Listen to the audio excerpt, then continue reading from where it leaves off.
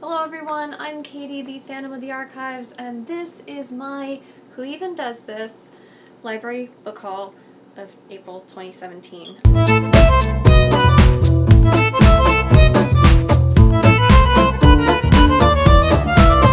I have literally never heard of anyone doing this, so if you guys have had an experience like this, be sure to leave a comment. In March, I had wanted to participate in the Borrow-thon Round 2 event, and because of grad school, I had to drop out, which sucked. But I had this really great TBR, and I decided to do a post-Borrow-thon personal readathon for me, and I was just going to make a video about those books that I'd wanted to read.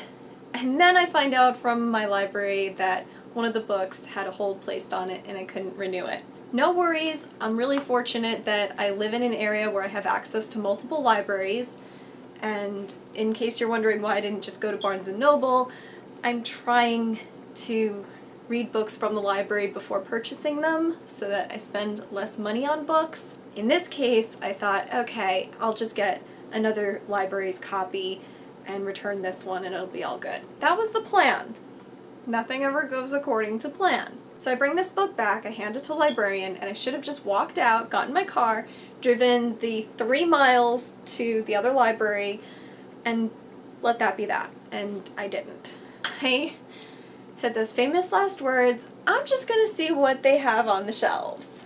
I picked up 3 books from this library. Let's see which ones they are. So the first book that I unintentionally picked up was Arthur and Sherlock, Conan Doyle and the Creation of Holmes by Michael Sims, and this is the story of how Conan Doyle came to write the Sherlock Holmes character. And I was interested in it because I've actually seen documentaries about the history of the Sherlock Holmes character and Dr. Joseph Bell, who he was partially based off of. But then he was also drawing on other writers of the time, writers like Wilkie Collins, Edgar Allan Poe, and Charles Dickens, of course. So the reason that I'm picking this up, like I said, is that I've actually seen other material talking about the Sherlock Holmes character's origins, but I want to see what this book has to add to that history. So the second book, because I was standing in the mystery section, was Brother's Blood, a Medieval Mystery by Sebi Handley. So this takes place in 1217, and we follow Edwin Weaver, a former commoner, now Earl's man,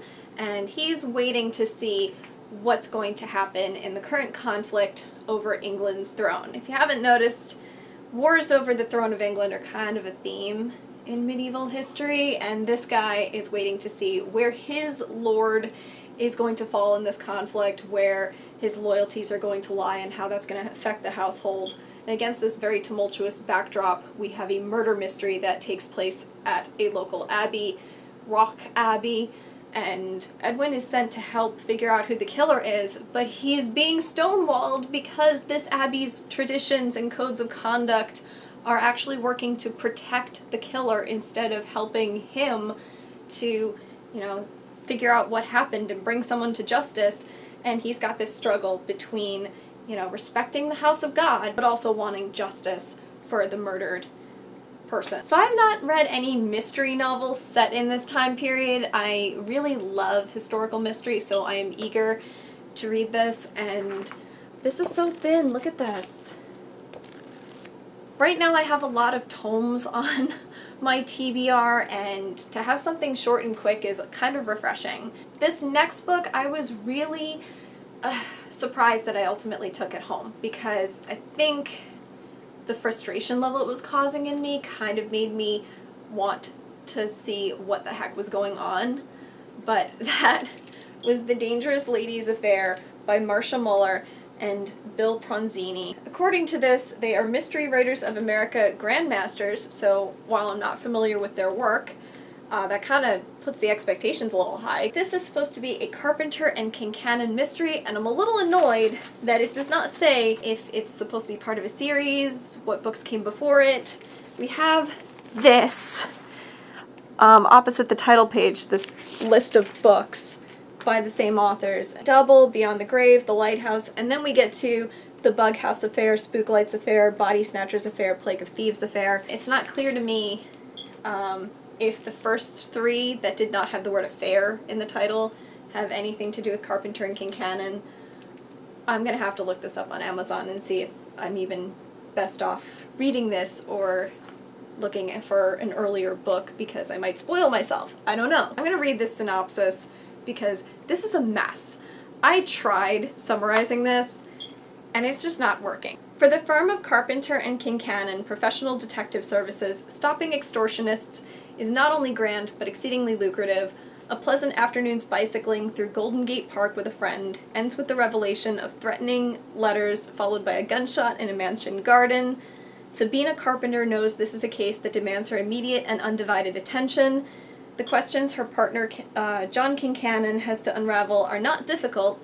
Rickson, a wealthy banker, has met his extortionist's first demand, but the order to pay another $5,000 is too much to face. The banker's real problem is something he doesn't want to reveal. That's fine with the detective. All he needs to know is that some private letters are involved, and Rickson absolutely wants them back. As with so many of San Francisco's elite, the bedroom doors never seem to stay shut.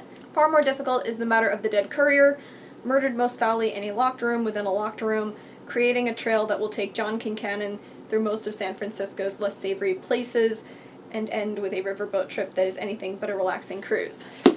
Okay, I think they forgot the kitchen sink. So that's a mess. It looks like this is a recent release too. It just says copyright 2016. So I can't even say that this has the excuse that publishing trends like 20 or 30 years ago were different. Really, the only reason I picked it up was because this cover art shows someone in like turn of the 20th century garb. I thought that, you know, a male and female detective team sounded cool. The fact that it's turn of the 20th century in San Francisco, that's not a location that I've really read anything in, so for those reasons I was really willing to give it a shot, but I don't know, this is probably very likely to be DNF'd unless it does something super spectacular to redeem itself. So that was library number 1. Library number 2, I started off great. I got the book that I went there for, and that was The Raven Boys by Maggie Stiefvater. This ended up on my Bar-a-thon TBR as one of the books that was recommended to you because I could not stop noticing all throughout 2016 how much Kayla from Books and Lala kept referencing this book. And it was really stand out to me because she's admitted that fantasy and paranormal is not usually a thing for her, but that is exactly what this is, and the fact that she loved it so much when it's a book that's outside of her comfort zone says a lot. That's kind of like me with A Monster Calls by Patrick Ness. I never thought that I would love that book, and I did. On the very off chance that anybody in the world does not know what this book is about, it is about Blue, this girl who is normal and lives in a family of psychics, and her clairvoyant mother every year on St. Mark's Eve sees the specters of people who are going to die soon. And then one year, Blue herself sees a specter, and she recognizes him. He's a boy from a local boarding school, and his social circle, the Raven Boys, she tries to stay away from because she thinks they're trouble.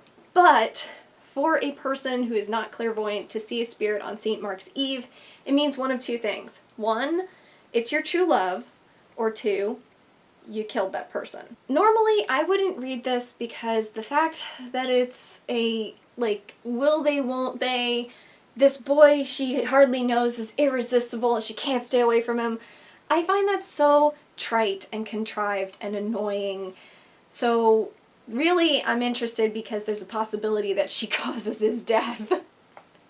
I'm so morbid, but literally, like, that is more interesting to me, is that, oh, you haven't killed this person yet, but you might in the future. That is a, you know, will it happen, won't it happen, can we prevent this?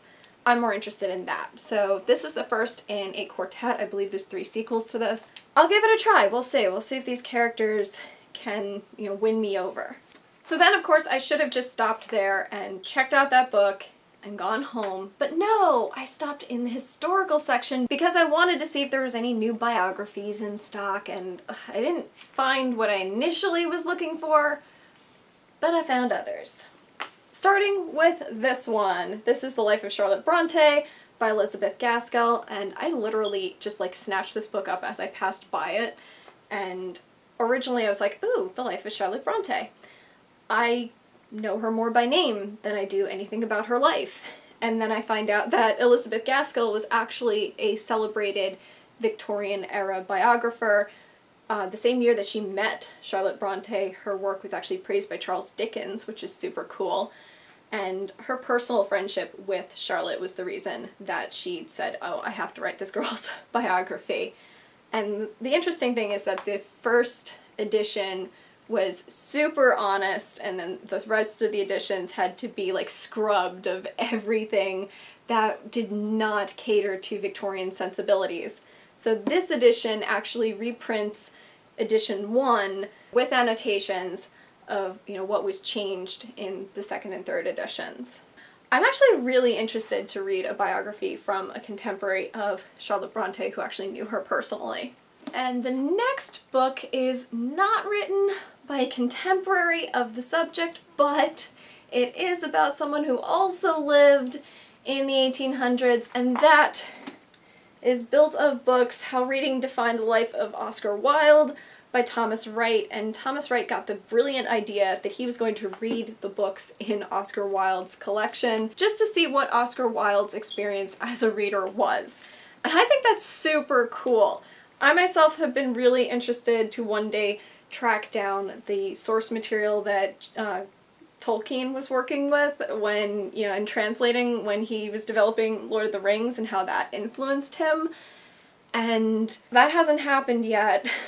Probably won't happen for several years, but I love the idea, and I love the fact that this guy had apparently a worthwhile experience to the point where he wrote a book about it. I'm not sure if he actually read Oscar Wilde's own copies of these books or if he had to go track them down in other libraries and was just working off of a list, a catalog of what was found in Oscar Wilde's book collection, but we'll find out. And the last book that I picked up, again, this was like total impulse pull from the shelves, was The Accidental Empress by Allison Pataki. This tells the story of Elizabeth, aka Cece, who is the Duchess of Bavaria, and her older sister is betrothed to Franz Joseph, the Austro-Hungarian emperor.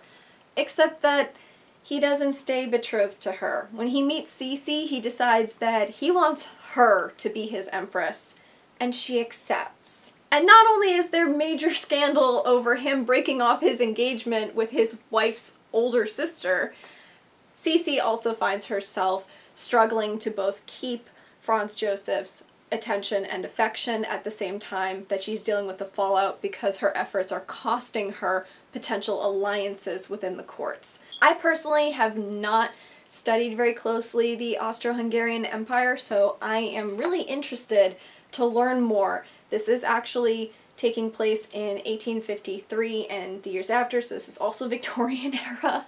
This is going to be a cool adventure. This is a time period that I've read so much about, but a location and a country and a culture that I am less familiar with.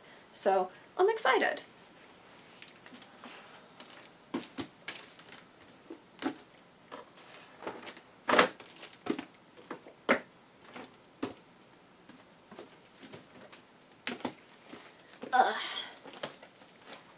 And there we have it. 3 biographies of individuals living in the Victorian era, 2 historical mysteries, 1 anecdote of the creation of the world's most famous fictional detective, and a raven in a pear tree. Just joking.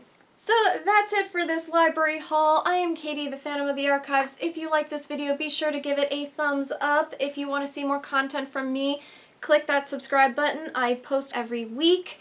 Until next time.